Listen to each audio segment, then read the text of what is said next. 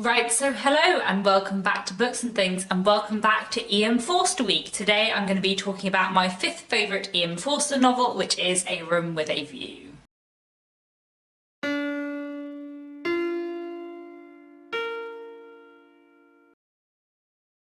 Chapter 1. The Signora had no business to do it, said Miss Bartlett. No business at all. So, A Room with a View was first published in 1908 and it is my fifth favourite Ian Forster novel. I think that is fairly controversial. A lot of people love A Room with a View. I feel like it's a lot of people's favourite Ian Forster novel and it is definitely one of his most famous. I do really like it. It's mostly lower down on this list because there are other books by him that I like more rather than because I have any particular issues with it. Unlike The Longest Journey, which I do have a few problems with, I really like A Room with a View. I just think there are other Ian Forster books that move me even more. But it is definitely a really interesting novel and one that I'm excited to talk to you about today. So, A Room with a View is set both in Italy and in England, and we're following a young woman called Miss Lucy Honeychurch, which is a great name. And Lucy, at the beginning of the book, is touring Italy with her cousin, her elder cousin, who is acting as a chaperone for her. They are staying in Italy, and while in Italy they meet several other people, including a family, a father and son called the Emersons. This father and son are also travelling in Italy, but they are not quite as respectable or conventional as Lucy and her cousin, and Lucy is sort of drawn to the son, George. The way the Emersons and Lucy and her cousin originally meet is because Lucy and her cousin are put in a room in a hotel where they don't have a view, which they had asked for, and Mr. Emerson and his son George offer to swap with them because they don't care about the view, but they do have a room with a view, so that's why the title is called A Room with a View. Lucy is quite drawn to George, but George is eminently unsuitable for various reasons, and there is another man, Cecil Vyse, who is much more suitable, who is also on the scene, and it's a bit of a love triangle sort of situation, but with lots of other things going on as well. A Room with a View is a great love story and I really like it for that. I think that's possibly one of the reasons why it is a lot of people's favourite. I feel like A Room with a View is the most romantic of Ian Forster's novels, with the exception of Maurice, which is incredibly romantic and a wonderful love story, but I'll talk about that later in the week.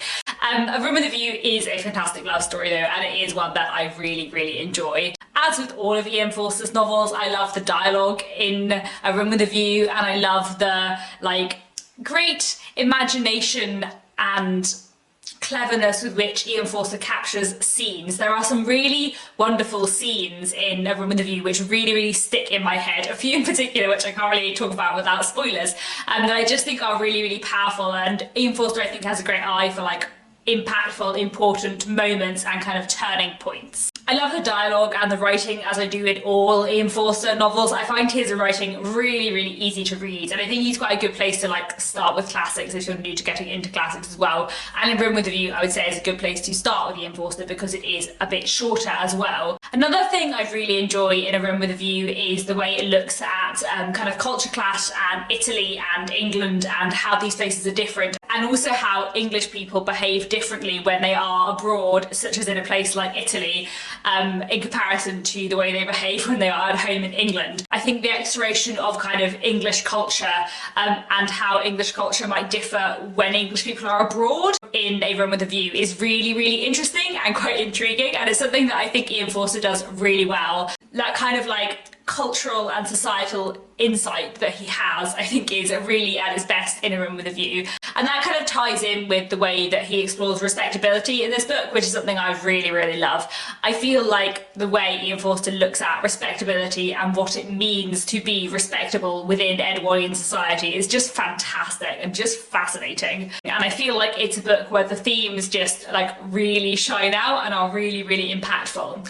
I'm trying to think about why this book is lower down on this list and why I don't love it quite as much as the other Ian Forster books. And I think one of the reasons why is probably the characters. Thinking about it, the things that I love about A Room with a View are the themes and the way they're explored rather than the individuals themselves, and I don't think I find the characters themselves quite as compelling in A Room with a View as I do in some of Ian Forster's other novels.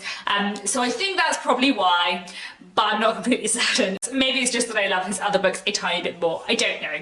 Regardless, I do think it's a really good book. It's a very interesting read, really interestingly explores respectability and culture, like I said, and also quite interesting to have a kind of Edwardian vision of Italy. I really enjoy all the descriptions of Italy in the book as well, and I think it's quite interesting to look at that kind of culture of English people travelling abroad at that time and how they perceived different countries is quite intriguing. And like I said, it is a really nice love story and it is very readable and enjoyable, so it's definitely one I recommend, though there are a few Ian Forster books I love more. So that's all I wanted to say on A Room with a View. Please let me know down in the comments if you've read it, what you thought of it. Is it one of your favourite Ian Forster books? Are you intrigued to read it now? Thank you very much for watching. That's all for now, and I'll be back tomorrow with another bookish video.